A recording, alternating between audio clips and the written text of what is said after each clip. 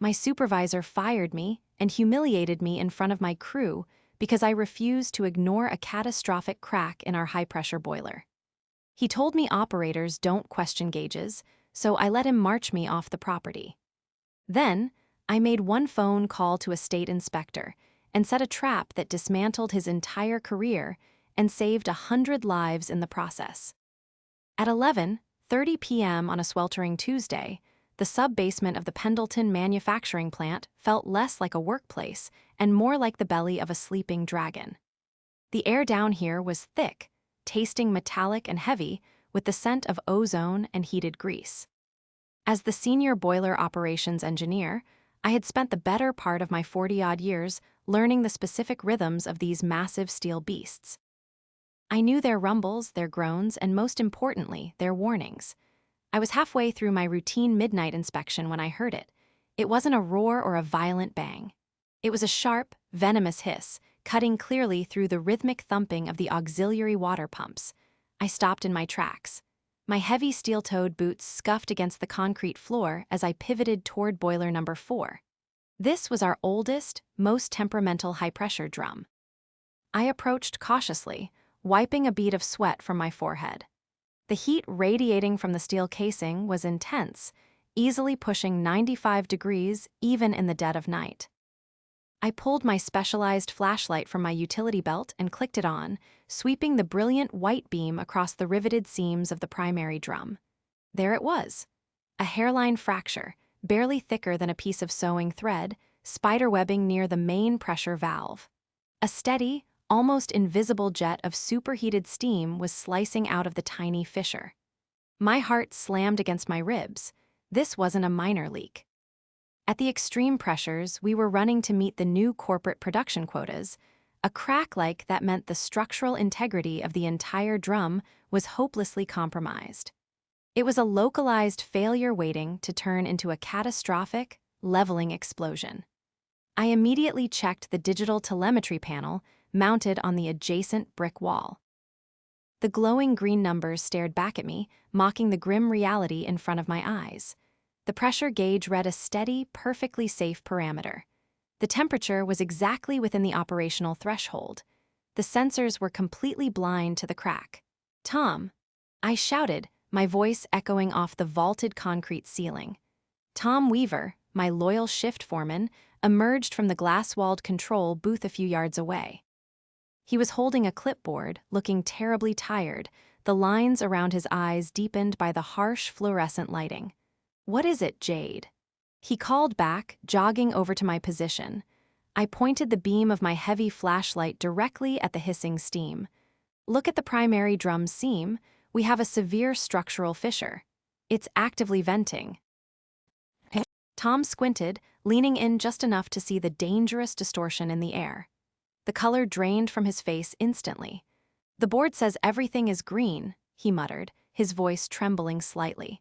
He had a pension on the line in exactly 3 years, and any disruption to the manufacturing line terrified him.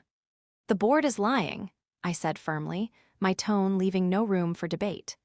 "The sensor array must be corroded or bypassing the fault line entirely. If we don't initiate a controlled emergency shutdown right now, this entire sub-basement, and the factory floor above us, is going to be a crater by morning." Tom swallowed hard. "Nolan Spencer is going to lose his mind if we halt production on a Tuesday." "I don't care about the plant operations director's production schedule," I said, reaching for my radio. "I care about the 100 people working the night shift above our heads."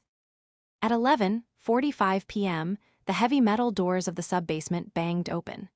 Nolan Spencer, our plant operations director, stormed down the steel staircase. He was wearing a tailored charcoal suit that cost more than I made in 6 months, his polished Italian leather shoes clicking aggressively against the grated steps. He looked entirely out of place in the grimy, sweltering boiler room, and his face was twisted into a mask of pure, unadulterated fury. "Gardner." He barked, his voice slicing through the mechanical hum. "Why is the primary feed to boiler 4 dropping? I have corporate breathing down my neck for the quarterly shipment, and you are actively throttling my output." I stood my ground, my arms crossed tightly over my fire-retardant coveralls. "We are initiating an emergency shutdown sequence, Nalan. There is a microfissure on the main drum. It's venting superheated steam." Nalan marched right past me, not even bothering to look at the massive steel structure of the ailing boiler. Instead, he made a beeline straight for the digital telemetry panel. He stared at the glowing green numbers, then turned back to me with a look of absolute disgust. "The pressure is optimal. The temperature is stable," he said, tapping his manicured finger sharply against the reinforced glass of the monitor. "The system is green across the board." "The sensors are faulty," I explained, trying to keep my voice calm and professional despite the adrenaline surging through my veins. "I saw the crack with my own eyes. I heard it venting. If you keep pushing pressure into that drum, it will rupture." Nalan let out a sharp, mocking laugh. He stepped closer to me, invading my personal space, bringing with him the smell of expensive cologne that completely clashed with the harsh scent of ozone. "You think you know better than a state-of-the-art diagnostic system, Jade. You think your eyes are better than $50,000 worth of corporate-approved sensors." "I know my machines," I fired back, meeting his arrogant glare without blinking. "And I am telling you, as the senior operations engineer, that boiler is a bomb." Tom Weaver stepped forward nervously, clutching his clipboard to his chest like a shield. "Mr. Spencer, sir, Jade has been down here a long time. If she says there's a crack, maybe we should get maintenance too." "Shut up, Tom," Nalan snapped, not even looking at him. He turned his full, dismissive attention back to me. "I am not halting a multi-million-dollar production run because a glorified mechanic got spooked by a shadow. Boiler operators don't question gauges. Your job is to keep the fire burning, not to play safety inspector." "I am not turning that boiler back up," I stated firmly. "It is a violation of every safety protocol in the manual. I won't be responsible for a blowout." Nalan's eyes narrowed into cold, calculating slits. He straightened his expensive tie with a sharp tug. "You won't be responsible for anything around here anymore. You are blatantly refusing a direct order and attempting to sabotage factory output. You're fired, Jade, effectively immediately." The silence in the room was deafening, broken only by the sinister, quiet hiss of the venting steam behind us. "You're making a massive mistake," I warned him, my voice dangerously low. "The only mistake I made was keeping an insubordinate dinosaur on my payroll," he sneered. "Get your things." By 12:15 a.m., the flashing blue and red lights of a local patrol car were illuminating the brick facade of the Pendleton manufacturing plant. Nalan Spencer had not been content to simply fire me. He wanted to make an absolute spectacle of it. He wanted to ensure that every worker on the night shift knew exactly what happened to people who questioned his authority and his precious production quotas. I stood by my dented metal locker in the employee break room, slowly packing my few personal belongings into a worn canvas duffel bag. My hands were remarkably steady. The initial shock had burned off, replaced entirely by a cold, sharp clarity. Nalan stood leaning against the doorframe, a smug, victorious smirk plastered across his face. Beside him stood Officer Higgins, a local cop who moonlighted as plant security. Higgins looked genuinely uncomfortable, shuffling his weight from foot to foot. He had known me for years and frequently waved to me at the front security gate. "Make sure she leaves her keycards and the master diagnostic tablet," Nalan instructed Higgins, his voice dripping with unbearable condescension. "We can't have disgruntled former employees walking off with valuable company property." I placed my ID badge and the heavy tablet on the metal bench with a loud, definitive clack. "It's all there, Nalan," I said, zipping up my bag. What Nalan didn't know, what his arrogant, corporate-blinded brain couldn't possibly fathom, was that the master tablet wasn't the only record of the night's events. Before I had walked away from the control booth, I had quietly initiated an encrypted data transfer to my secure personal cloud server. I had every digital log, every bypass sensor reading, and a time-stamped record of my emergency shutdown request. Furthermore, the small, black, pen-shaped body camera tucked securely into my breast pocket, a personal safety measure I adopted years ago, had been recording crystal-clear audio of his entire tirade. Tom Weaver hovered nervously in the hallway, looking like he was about to be physically sick. As I walked out of the break room, I caught his eye. I gave him a subtle, almost imperceptible nod. A silent message. "Keep your head down, Tom. I'll handle this." "Let's go, Jade," Officer Higgins muttered softly, gesturing toward the exit. "I'm sorry about this." "It's not your fault, Higgins," I replied, my voice steady and clear. Nolan followed us all the way to the heavy glass doors of the main lobby. As I pushed through them into the cool, humid night air, he called out after me. "Good luck finding another job in this industry, Gardner. Word travels fast when you're a known liability." I stopped on the concrete steps and slowly turned around to face him. The flashing police lights cast harsh, shifting shadows across his arrogant features. "You're right, Nolan," I said calmly. "Word does travel fast." I turned my back on him and walked to my battered pickup truck, escorted by the reluctant officer. As I threw my canvas bag into the passenger seat and climbed behind the wheel, the cold metal of my ignition key pressed into my palm. Nolan thought he had buried a problem. He had no idea he had just handed me the shovel. At 1:15 a.m., the tires of my battered pickup truck crunched against the familiar gravel of my driveway. The night air was thick and stagnant, but the cold adrenaline pumping through my veins made me shiver as I stepped out of the vehicle. My modest, single-story house was completely dark and entirely silent. My adult daughter, Sarah, who usually stayed with me on Tuesdays, was thankfully out of town for the week. I didn't want her to see me like this, carrying a cardboard box of my belongings, my career of 2 decades seemingly shattered by a single, arrogant man. However, I wasn't defeated.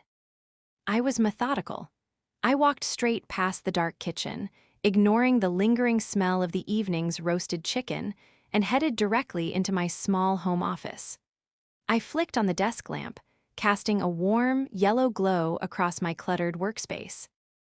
I sat down in my worn leather chair, booted up my heavily encrypted desktop computer, and pulled the small, black, pen-shaped body camera from my breast pocket. I plugged it into the USB port with a decisive click. Next, I retrieved the high-capacity flash drive from my bag, the one holding the raw, unaltered diagnostic data I had downloaded directly from the sub-basement servers just moments before Nolan Spencer fired me. I spent the next 45 minutes reviewing the footage and the data. The video was crystal clear, capturing the harsh, fluorescent lighting of the boiler room and the terrifying, venomous hiss of boiler number 4. More importantly, it captured Nolan's exact words. "Boiler operators don't question gauges. Your job is to keep the fire burning, not to play safety inspector." The digital telemetry logs perfectly corroborated my story, showing the microscopic drop in pressure that the main system was actively being programmed to ignore. At 2:14 a.m., I picked up my cell phone. I scrolled past the names of my terrified coworkers and stopped on a contact I hadn't called in almost 5 years, David Chen. A decade ago, David was a brilliant but reckless apprentice who nearly lost his job over a foolish miscalculation. I had stepped in, taken the heat, and trained him properly. He had always told me he owed me his career. Now, he was a senior state industrial safety inspector. I pressed call. The line rang 3 times. "Hello." David's voice was thick with sleep, gravelly and confused. "David, it's Jade Gardner," I said, my voice steady and urgent. "I'm sorry to wake you." There was a brief pause, a rustle of bedsheets, and then his tone shifted instantly, becoming sharp and alert. "Jade, it's 2 in the morning. Is everything all right?" "No, David, it's not," I replied, staring at the frozen image of Nolan's sneering face on my monitor. "Pendleton Manufacturing is currently running a fractured high-pressure drum on boiler number 4. It's actively venting superheated steam, and the sensor array is either completely corroded or being intentionally bypassed. My plant operations director, Nolan Spencer, just fired me for attempting to initiate an emergency shutdown." Another heavy pause hung on the line. I could hear him sitting up. "A fractured high-pressure drum." Jade, if that thing blows. It will level the entire sub-basement and take the night shift with it, I finished for him. I need a ghost inspection, David, immediately. By 5:15 a.m., the sky above the Pendleton manufacturing plant had turned a bruised, deep purple, hinting at the approaching dawn. I was parked 3 blocks away, tucked out of sight behind a crumbling brick diner, holding a large, steaming cup of bitter black coffee. My cell phone sat securely in the dashboard mount, the speakerphone activated. David Chen had arrived at the plant's front gates in his unmarked state vehicle, and we were connected via an open, silent line. I couldn't be inside the building, but I was going to hear every single second of his surprise visit.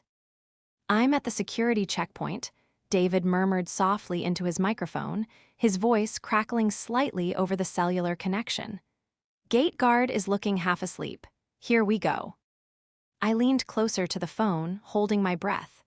I heard the muffled squeak of David rolling down his car window. "Morning," David's voice boomed, projecting absolute, unyielding authority.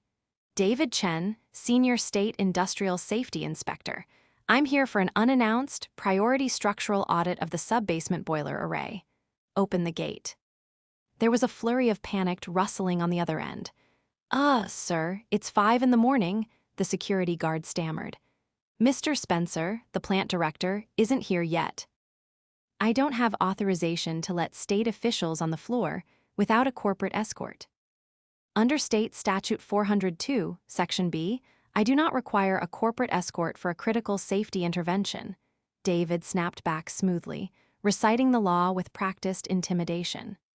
"If you do not open this gate in exactly 5 seconds, I will contact the local precinct, have you arrested for obstructing a state investigation, and issue a mandatory indefinite shutdown order for this entire facility." 5, 4. Okay, opening the gate. The guard squeaked. The heavy metallic clatter of the security barrier rolling back echoed through the phone. I allowed myself a tight, small smile. David hadn't lost his edge. "I'm heading down to the sub-basement," David whispered to me a few minutes later, his footsteps echoing rhythmically against the grated metal stairwell I knew so well. The air through the phone speaker began to sound thicker, filled with the deep, resonating hum of the massive industrial machinery. "Careful, David," I whispered back. "Boiler 4 is the one on the far left. Listen for the hiss." "Copy that," he replied. A heavy metal door slammed open. "Tom Weaver, are you the shift foreman?" I heard Tom's voice, high-pitched and terrified. "Yes, sir, who are you?" "State Inspector." "Step away from the control booth, Mr. Weaver," David commanded. The sound of David's heavy boots approached the hissing steel beast. I could hear the faint, venomous sound of the venting steam even through the digital audio compression. It sounded worse than it had at midnight. The crack was undeniably widening. "Good grief," David muttered under his breath, stepping into the intense heat radiating from the machine. "It's a structural nightmare. The primary seam is entirely compromised, and the telemetry board, it's showing green. They're actively feeding it." "Shut it down, David," I urged quietly into the quiet cab of my truck. "Weaver," David shouted, his voice echoing off the concrete walls. "Initiate an emergency, phased shutdown of Boiler 4 right now, and lock the system. Nobody touches this machine until I say so." At 7:45 a.m., the sharp, wailing blast of the Pendleton factory sirens signaled the morning shift change. I was sitting inside the diner now, occupying a cracked vinyl booth in the far back corner. The smell of frying bacon and burnt toast hung heavy in the air. The small bell above the diner door jingled, and David Chen walked in. He looked completely exhausted, his usually neat suit wrinkled, and he smelled strongly of ozone and industrial cleaner. He scanned the room, spotted me, and slid into the booth opposite me. He didn't say hello. He simply dropped a thick manila folder onto the laminated table with a heavy thud. "You were right, Jade," David said, running a tired hand over his face. If that boiler had run for another 6 hours under that pressure load, it would have leveled the entire city block. It's completely locked down now. I put a physical state-mandated padlock on the main ignition valve. I let out a long, shuddering breath, feeling the tension drain from my shoulders. Thank God, did Nolan show up? Oh, he showed up, David said, his eyes narrowing into dark, angry slits. He walked into the sub-basement at 7 o'clock, screaming about production quotas and threatening to fire Tom Weaver for stopping the machine. He stopped screaming the second he saw my badge. I leaned forward, wrapping my hands around my coffee mug. What did he say? David opened the manila folder and pulled out a stack of freshly printed system logs. He lied, Jade. He lied boldly and right to my face. He told me that you were a disgruntled, incompetent employee who had been neglecting maintenance schedules for weeks. He claimed he fired you last night because he caught you sleeping on the job. I scoffed, shaking my head. He's an arrogant fool, but that's just his word against mine. I have the backup data to prove the sensors were bypassed. It gets worse, David interrupted, his tone turning deadly serious. He slid a specific piece of paper across the table. It was a printed copy of the digital safety log from 1:00 a.m., just 45 minutes after I had been escorted off the property. I stared at the paper. At the bottom of the form, authorizing the continued operation of the failing Boiler 4, was my digital signature. It explicitly stated that I had personally inspected the microfissure and deemed it a non-threat to operational safety. He forged my signature, I whispered, the cold reality washing over me like ice water. He actually went into the master system, used my credentials, and signed off on a lethal machine. He altered official safety records to cover up his gross negligence, and he tried to frame you for the inevitable explosion, David confirmed, tapping the paper. He didn't just fire you, Jade. He actively tried to make you the scapegoat for a mass casualty event. I sat back in the booth, staring at the forged document. The anger I felt the night before was entirely gone, replaced by a crystalline, razor-sharp focus. Nolan Spencer hadn't just insulted my pride. He had committed a massive federal crime, and he thought he had left no loose ends. David, I said, reaching into my pocket and pulling out my encrypted flash drive. Let me show you what I downloaded before I left. At 9:30 a.m. on Wednesday, my small home office felt like a tactical war room. The bright morning sun sliced through the wooden window blinds, illuminating the dust motes dancing in the air above my desk. David Chen sat in my worn leather chair, staring blankly at my dual-monitor setup. The bitter dregs of our diner coffee sat cold in cardboard cups beside the keyboard. You're telling me you have a complete, encrypted backup of the unaltered server logs? David asked, his voice a mixture of absolute awe and professional relief.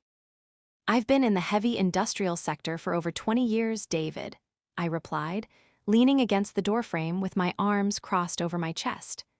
I know exactly what happens when corporate pressure meets aging infrastructure. The first thing to go is safety, and the first person blamed is the blue-collar operator on the floor. I wasn't going to let Nolan Spencer bury my career. I stepped forward, took the computer mouse, and clicked open a heavily encrypted folder. Watch this. I pulled up the unedited telemetry data from 11:30 p.m. the previous night. The screen populated with a staggering array of green numbers, but I highlighted the specific column tracking Boiler 4's primary drum pressure. Right there, I pointed firmly at the glowing screen. At 11:32 p.m., the physical pressure began to spike dangerously, but the digital output sent to the main control board remained perfectly flat. Nolan ordered the IT department to bypass the physical safety parameters last week so he could push the boiler output beyond 90% capacity. David leaned closer, his dark eyes scanning the raw data streams. This clearly proves the machine was failing, but it doesn't definitively prove he forged your signature at 1 in the morning. No, I agreed, a hard, determined smile touching my lips, but this does. I double-clicked the video file from my tactical body camera. The harsh fluorescent lighting of the sub-basement flooded the monitors. The audio was crystal clear, capturing the terrifying, venomous hiss of the compromised boiler drum. Then, Nolan Spencer swaggered into the frame, his expensive tailored suit a stark contrast to the grimy industrial background. The speakers played his voice back with damning clarity. Boiler operators don't question gauges. Your job is to keep the fire burning, not to play safety inspector. David watched the footage 3 times in absolute silence. He watched Nolan fire me for refusing to run a dangerous bomb. He watched me get escorted out by security.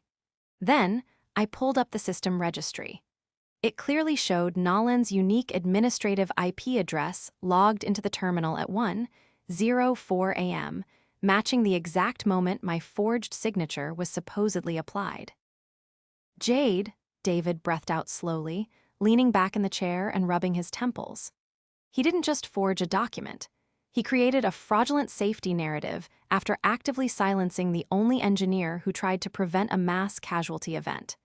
If that boiler had exploded, he would have handed this exact forged log to my agency and blamed the entire catastrophe on your ghost.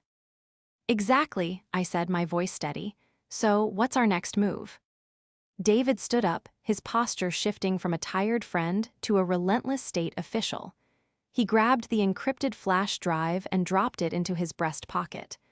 "I am going to compile a whistleblower's dossier," David stated, his tone freezing the air in the room. "And then, I am going to shut down his entire empire." At 1:15 p.m. on Wednesday afternoon, the Pendleton manufacturing plant experienced something it hadn't seen in over 4 decades. Total, absolute silence. I wasn't there to witness it firsthand, but David Chen kept an open line to my cell phone, narrating the dramatic chaos as he executed the state-mandated order. "I'm walking onto the main factory floor right now," David's voice echoed through my phone's speaker. I was sitting at my kitchen table, tracing the wood grain with my fingernail, listening intently. In the background of the call, I could hear the deafening, rhythmic thumping of the massive stamping presses and the high-pitched whine of the conveyor belts. It was the mechanical heartbeat of a multi-million-dollar operation, running at maximum capacity to satisfy Nolan Spencer's reckless quarterly quotas. "Attention all personnel," David's voice boomed suddenly, amplified heavily by the factory's public address system. "By order of the State Industrial Safety Commission, this facility is now under a Level 4 emergency lockdown. Cease all operations immediately. Initiate emergency power-down procedures." Through the phone, the physical transformation of the space was staggering. The heavy, grinding roar of the machines began to spool down, replaced by a symphony of hissing air brakes and whining turbines spinning to a complete halt. I could hear Tom Weaver murmuring in the background, nervously directing the floor workers to step back from the manufacturing lines. Within 3 minutes, the mechanical heartbeat of the plant flatlined. The silence that followed was far heavier than the noise. "What is the meaning of this?" Nolan Spencer's voice abruptly sliced through the background, shrill and dripping with absolute panic. "Chen, you cannot halt my production line. We are in the middle of a critical run." "Mr. Spencer," David replied, his tone as cold and unyielding as the heavy steel in the subbasement. "I am shutting down this facility because you are operating a compromised high-pressure vessel with forged safety documentation." "That is a complete lie," Nolan shrieked. "I gave you the logs." "Gardner signed off on that machine." "I have digital forensics proving you accessed the master terminal at 1:04 a.m. to forge Jade Gardner's signature," David stated clearly, ensuring his authoritative voice carried across the silent factory floor for every single worker to hear. "Furthermore, I am in possession of audio and video recordings of you terminating her employment at midnight specifically, because she attempted to warn you about the structural failure." A suffocating silence fell over the cellular line. I could perfectly picture Nolan, his arrogant face draining of all color, his expensive tailored suit suddenly feeling like a suffocating straitjacket. "The state board has frozen all operations," David continued mercilessly. "No product leaves this floor. No employee touches a machine. You are to step away from all company terminals immediately, Mr. Spencer. Your authority here is completely suspended pending a federal criminal investigation." Sitting in my quiet kitchen, miles away from the drama, I took a slow, deep breath. The coffee in my mug had gone cold, but I had never felt warmer. Nolan had tried to bury me to protect his precious profit margins. He had told me not to question the gauges. Now, he was going to have to answer to the entire state. At 10:00 a.m. on Thursday, the atmosphere inside the corporate boardroom of Pendleton Manufacturing was entirely different from the sweltering heat of the subbasement. Located on the top floor of their downtown headquarters, the room was a sterile fortress of polished mahogany, floor-to-ceiling glass windows, and aggressively cold air conditioning. I sat perfectly still in a high-backed leather chair, wearing a sharp navy blazer instead of my heavy fire-retardant coveralls. David Chen sat to my right, his whistleblower's dossier resting ominously on the shiny table. Across from us sat Arthur Pendleton, the CEO of the company. Arthur was a silver-haired man who looked terribly pale, entirely out of his depth. At the far end of the long table sat Nolan Spencer. He looked like a man who had not slept in 48 hours. His usually pristine charcoal suit was deeply wrinkled, his silk tie was loosened, and a heavy sheen of nervous sweat coated his forehead. "Let me be absolutely clear, Mr. Chen," Arthur Pendleton began, his voice trembling slightly as he adjusted his gold-rimmed glasses. "Pendleton Manufacturing takes safety incredibly seriously, if what you are alleging is true." "They are not allegations, Mr. Pendleton. They are undeniable forensic facts," David interrupted smoothly, sliding a thick stack of printed documents across the mahogany table. "Your plant operations director deliberately bypassed safety sensors on a high-pressure drum to maintain production speed. When senior engineer Jade Gardner attempted an emergency shutdown to prevent a catastrophic explosion, Mr. Spencer fired her. He then forged her digital signature to cover his tracks." Nolan slammed his hand against the table, the sharp crack echoing loudly in the quiet room. "This is a coordinated setup. Gardner is a disgruntled, lazy employee who fabricated this data to ruin my career." I finally leaned forward, resting my forearms on the cool wood. I looked Nolan directly in the eyes. I didn't raise my voice, I didn't need to. "Did I fabricate the video, Nolan?" I asked softly. I reached out and tapped a tablet sitting in the center of the table. The screen flickered to life, immediately playing the body camera footage from the boiler room. Nolan's own arrogant voice filled the pristine boardroom, sneering about production quotas and explicitly ordering me to ignore the failing machine. Arthur Pendleton watched the screen, his jaw practically dropping to his chest. He looked from the tablet to the forged digital signature log and finally to Nolan. "You bypassed the telemetry."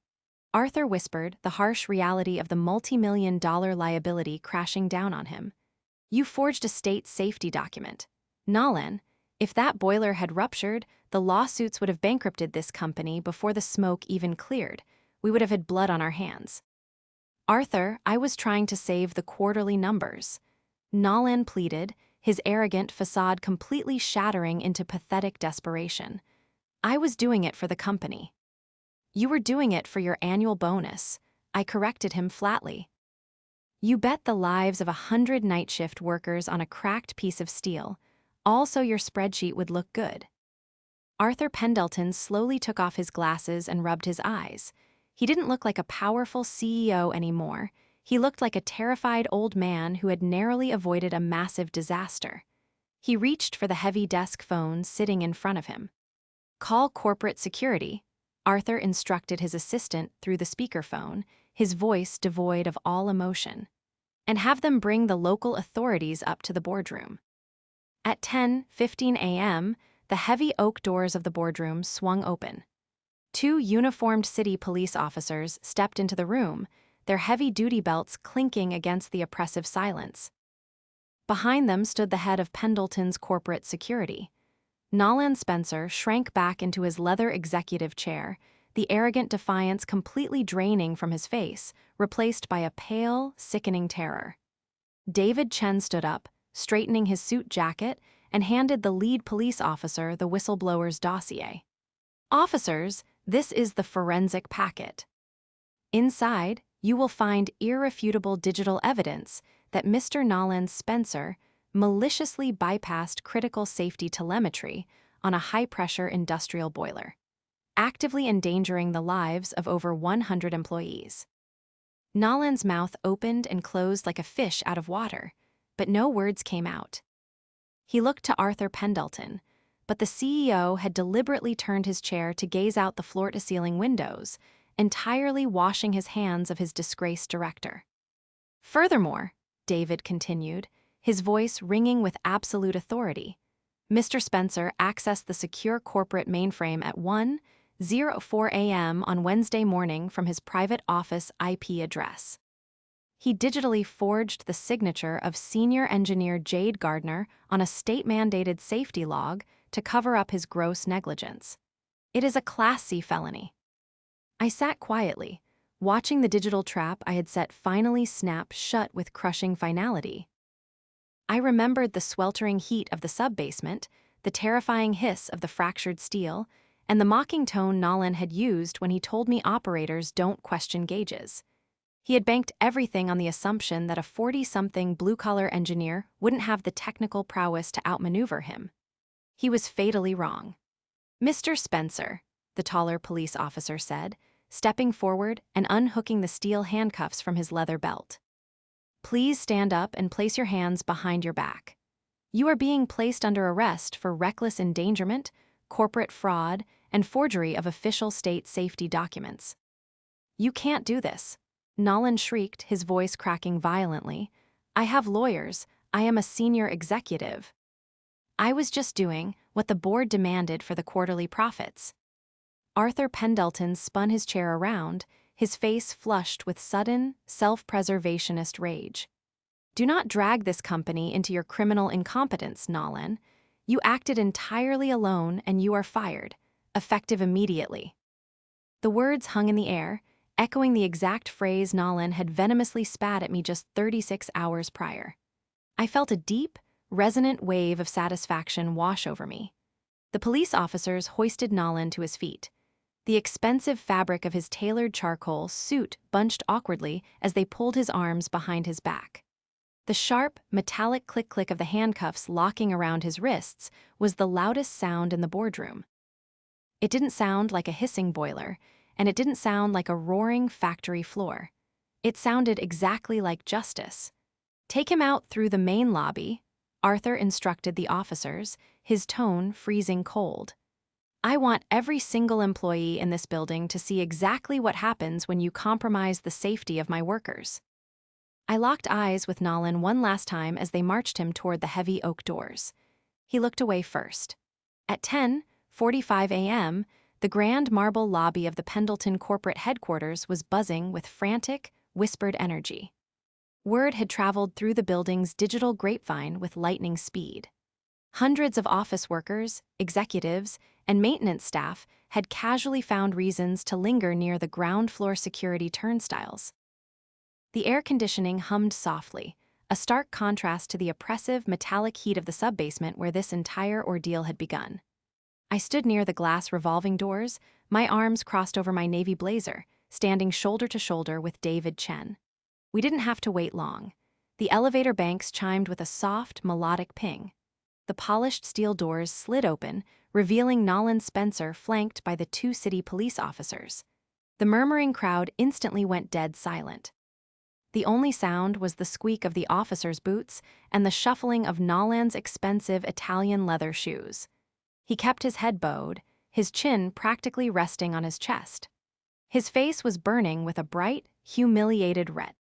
The arrogant plant operations director, who had strutted through these halls demanding impossible production quotas and treating his engineers like disposable cogs, was now doing the perp walk in front of his entire empire. As the officers guided him toward the exit, I noticed a familiar face standing near the security desk. It was Officer Higgins. He was working his regular day shift for the city precinct, assigned to assist with the transport. Higgins looked up and caught my eye. The uncomfortable, apologetic expression he had worn on Tuesday night when he escorted me to my truck was completely gone. He gave me a sharp, respectful nod. "Watch your step, Mr. Spencer," Higgins said gruffly, taking Nolan by the elbow to guide him through the side security door. Don't want you tripping on your way to the squad car. Nolan paused for a fraction of a second as he passed me. He didn't look up, but his jaw clenched so tightly I thought his teeth might shatter. He had tried to make a public spectacle of my firing to instill fear in the workforce. Now, he was the spectacle. I followed them out the heavy glass doors and stood on the concrete steps. The bright mid-morning sun momentarily blinded me. 3 black and white police cruisers were parked haphazardly on the curb, their red and blue light bars flashing aggressively, casting erratic shadows against the sleek corporate facade. Higgins pressed his hand onto the top of Nolan's head, guiding the disgraced executive into the cramped backseat of the cruiser. The heavy door slammed shut with a definitive, hollow thud. "Well," David Chen said softly, adjusting his tie as he stood beside me on the steps, "I'd say his production schedule has officially been indefinitely delayed." I watched the patrol cars pull away from the curb, merging into the busy downtown traffic, taking Nolan Spencer away to a concrete cell that didn't have a corner window. "He thought he was untouchable," I replied, feeling the morning breeze cool my face. "He forgot that the people who build the machines are the only ones who truly know how to tear them down." Exactly 3 weeks later, at 8:00 a.m. on a crisp Monday morning, I walked back down the graded metal stairs into the Pendleton plant subbasement. The air tasted entirely different now. It was still warm, but the heavy, metallic tang of impending disaster was completely gone. The aggressive, fear-driven tension that used to choke the factory floor had evaporated. Tom Weaver met me at the bottom of the steps, a massive, genuine smile stretching across his tired face. "Morning, boss," he beamed, handing me a freshly printed diagnostic clipboard. "Morning, Tom," I replied, taking the heavy tablet. Following Nolan's arrest, Arthur Pendleton had desperately called me back into the boardroom. The ultimate twist of my career happened right at that mahogany table. Arthur hadn't just apologized, he had practically begged me to return to the company. With Nolan facing serious federal prison time and the entire company's safety culture under severe state scrutiny, Arthur realized he needed someone the crew inherently trusted. He systematically fired the entire remaining middle management team who had enabled Nolan's behavior. Then, he offered me Nolan's vacant position. I was no longer a senior engineer. I was the new plant operations director, complete with a corner office and the absolute authority to rewrite the safety manual from scratch. "Boiler 4 has been completely overhauled, Jade," Tom reported proudly. "New primary drum, brand new independent sensor array, and a hardwired physical kill switch." I walked over to the massive steel beast. I placed my hand against the warm metal casing. There was no venomous hiss. There was only the quiet, steady, rhythmic hum of a safe machine. The glowing green numbers on the telemetry board were finally telling the absolute truth. Later that evening, I sat on my quiet, wooden back porch, watching the golden sunset bleed into the horizon. My daughter, Sarah, was sitting on the porch swing reading a book, the gentle creaking of the chains providing a peaceful soundtrack. The chaotic, sweltering boiler room felt a million miles away. I took a deep breath of the fresh, clean air, holding a warm mug of tea.